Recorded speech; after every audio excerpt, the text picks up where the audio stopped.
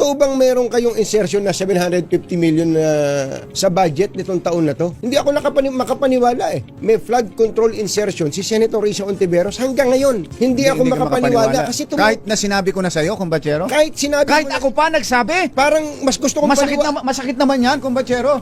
sige, naniniwala na. Ayoko nasasaktan ka.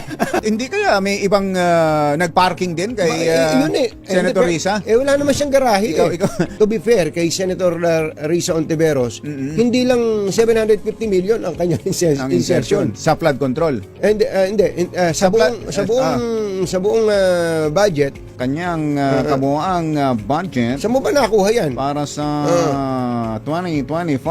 Natawagan mo na ba, budget. Yuel? Natawagan mo na ba si Senator Risa Ontiveros? 3 billion, 3.035 billion. 3 3.035. billion, 35 million and then 800,000 to be exact. Yun ang insertion. Yun ang insertion. O yung flood control insertion Ay nasa out of the more than 3 billion, 715 million. Ayun.